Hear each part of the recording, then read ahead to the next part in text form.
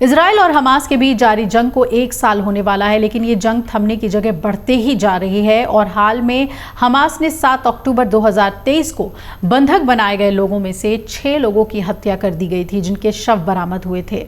इसके बाद से ही इजराइल भड़का हुआ है और इसी क्रम में इजरायली सेना ने मंगलवार को गाजा के अलग अलग हिस्सों में हमले किए। इसमें हमास के 8 उग्रवादियों समेत 35 फिलिस्तीनियों के मारे जाने की खबर है।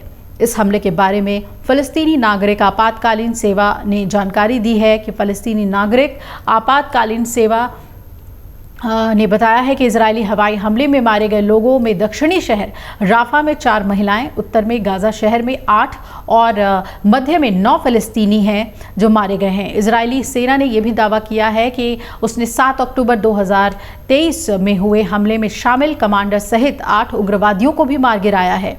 हालांकि अभी हमास की ओर से इस पर कोई प्रतिक्रिया नहीं आई है, लेकिन रक्षा विशेषज्ञों के मुताबिक ताज़ा हमले में युद्ध विराम के प्रयासों को एक बड़ा झटका लग गया है। आपको बता दें कि इजरायली प्रधानमंत्री बेंजामिन नेतन्याहू ने सोमवार को गाजा के दक्षिणी किनारे पर फिलाडेल्फिया कॉरिडोर से इजरायली सैनिकों को हटाने से साफ इनकार कर दिया था और उन्होंने कहा था कि इजरायली सैनिक यहां मौजूद रहेंगे।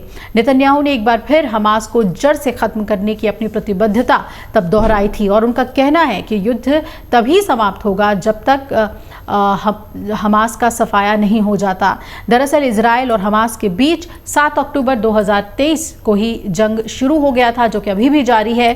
पिछले कुछ दिनों से गाजा में ऐसी घटनाएं हुई हैं जिसमें संघर्ष तेज होने की आशंका हो रही है। रविवार को इजरायली सेना ने गाजा में 6 बंधकों के शव बरामद किए थे, जिनकी बेरहमी से हत्या कर दी गई थी और मारे गए बंधकों में एक अमेरिकी नागरिक भी शामिल था।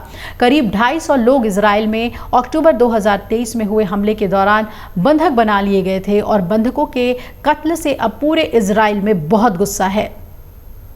रविवार रात राजधानी तेल अवीव समेत कई शहरों में बंधकों की तुरंत रिहाई की मांग को लेकर प्रदर्शन भी हुए हैं और प्रदर्शनकारियों ने प्रधानमंत्री नेतन्याहू से गाजा समझौते को जल्द पूरा करने की भी मांग की है। इसके अलावा लेबर यूनियंस ने सोमवार को बंद का भी आह्वान किया था। बंधकों की हत्या के बाद दुनिया भर की नाराजगी झेल रहे हमास की गीदड़ भभकियां कम नहीं हो रही। इजराइल के युद्ध तेज करने की आशंकाओं के बीच उसने फिर आग में घी डालने का काम कर दिया है। हमास ने यह भी कहा है कि अगर इजराइल ने सैन्य दबाव और बढ़ाया तो बंधकों को ताबूतों के अंदर वापस इजराइल भेज दिया जाएगा। उसने चेतावनी दी है कि अगर इजरायली सेना आती है तो बंधकों की सुरक्षा में लगे लोगों से बोल दिया गया है कि वो तुरंत सभी को मौत के घाट उतार दें। हमास के एज्जुद्दीन अल कस्साम ब्रिगेड के प्रवक्ता अबू ओबैदा ने एक बयान में कहा है कि इजरायली प्रधानमंत्री नेतन्याहू ने बंधकों को बचाने के लिए सेना का इस्तेमाल किया तो हम उन्हें ताबूतों के अंदर उनके परिवारों के पास भेज देंगे। तो एक तरफ इजराइल जोरदार हमले कर रहा है हमास के ऊपर, 35 लोगों की जान चली गई है।